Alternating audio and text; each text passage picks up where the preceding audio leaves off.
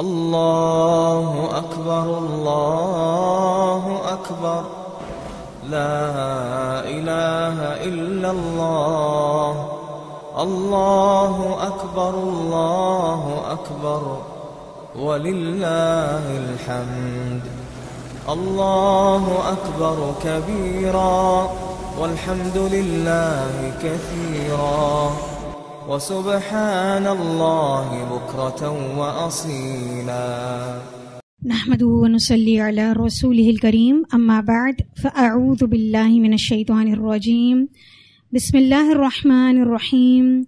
رب اشرح لي صدري ويسر لي امري واحلل عقدة من لساني يفقهوا قولي. رب زدني علما. اللهم ارزقنا اخلاص. الہی آمین.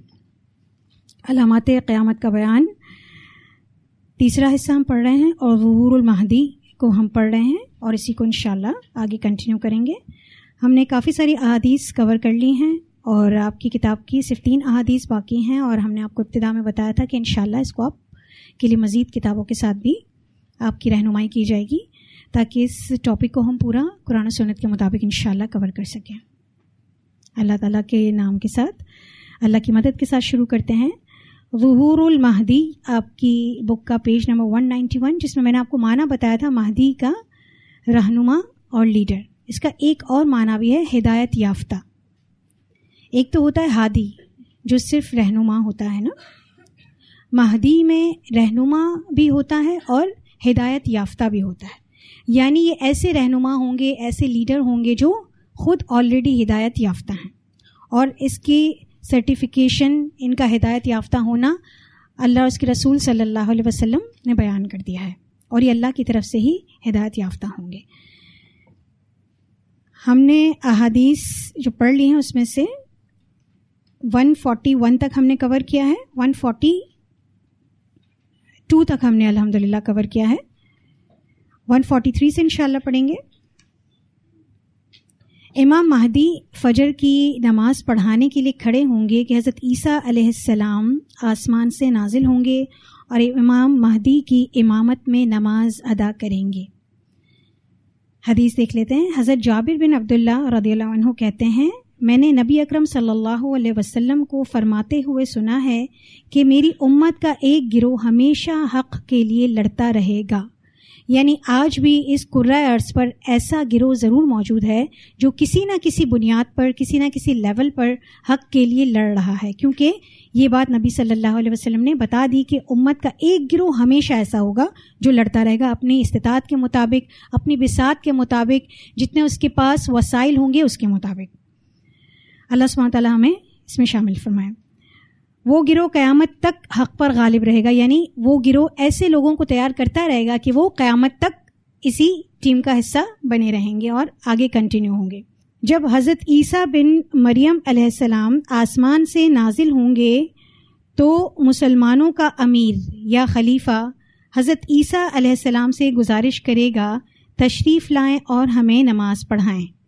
حضرت عیسیٰ علیہ السلام جواب میں فرمائیں گے نہیں، تم خود ہی آپس میں ایک دوسرے کے امام ہو. یہ اس امت کے لیے اللہ تعالیٰ کی طرف سے عطا کردہ اعزاز ہے. اسے مسلم نے روایت کیا ہے.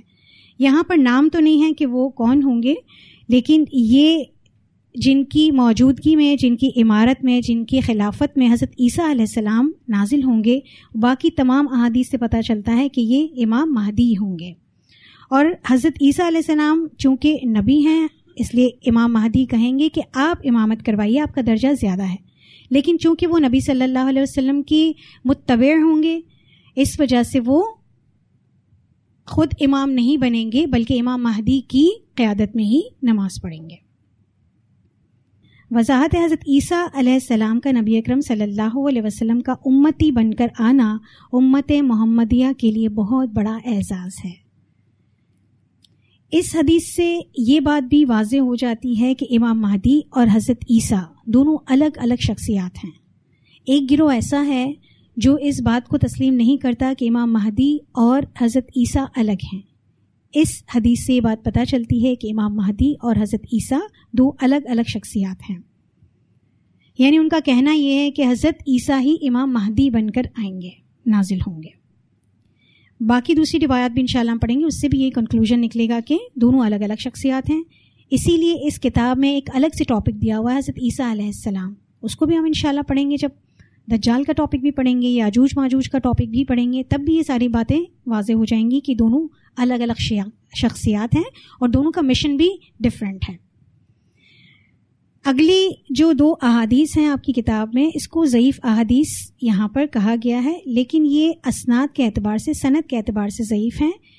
ان احادیث کو تقویت مل جاتی ہے دوسری صحیح احادیث سے، اس لیے ان احادیث کو لے لیا جاتا ہے.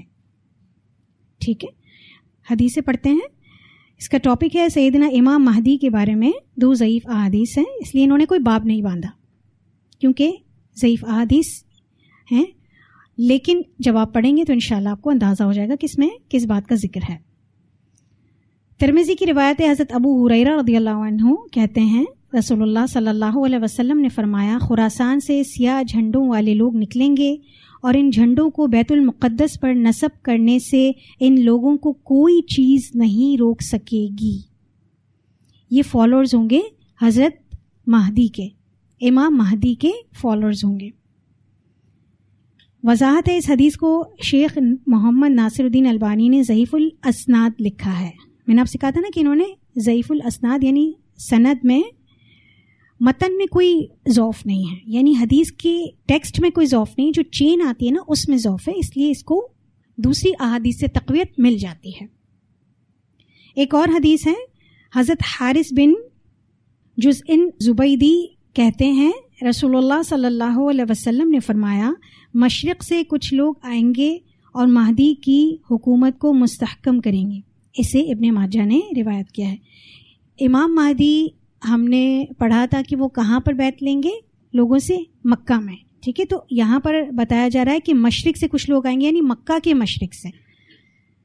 مکہ کے مشرق کی طرف یا عرب کا جو مشرق ہے اس کی طرف خراسان پڑتا ہے، جس کا ذکر پچھلی حدیث میں ہے کہ خراسان سے سیاہ جھنڈوں والے، یہ سیاہ جھنڈے والے آئیں گے. اور یہ عرب کا جو مشرق ہے اس میں افغانستان اور پاکستان کا حصہ آ جاتا ہے، یہ ایک پورا حصہ بنتا ہے. اس کے ساتھ ایران بھی آ جاتا ہے اور ہندوستان کا کچھ حصہ بھی آتا ہے. یہ سارا عرب کا مشرق ہے. واللہ عالم، خیال کیا جاتا ہے کہ یہاں سے سیاہ جھنڈے والے آئیں گے اور ان کی خلافت کو مستحکم کریں گے، اور ان کے ساتھ امام مہدی قائد ہوں گے، اور جو فتوحات اللہ تعالیٰ نے ان کے ہاتھوں لکھی ہیں وہ کرتے جائیں گے انشاءاللہ. باقی آپ کو نالج تھوڑی سی دیں گے، یہ آپ نے اپنی کتاب میں سے پڑھا ہے.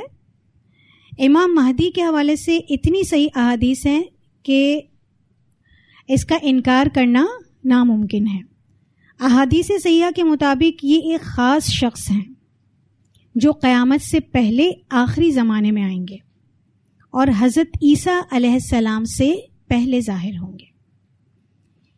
ان کا کیا نام ہوگا، کیسی شخصیت ہوگی، ان کی کشادہ پیشانی کے بارے میں ہم نے پڑھا.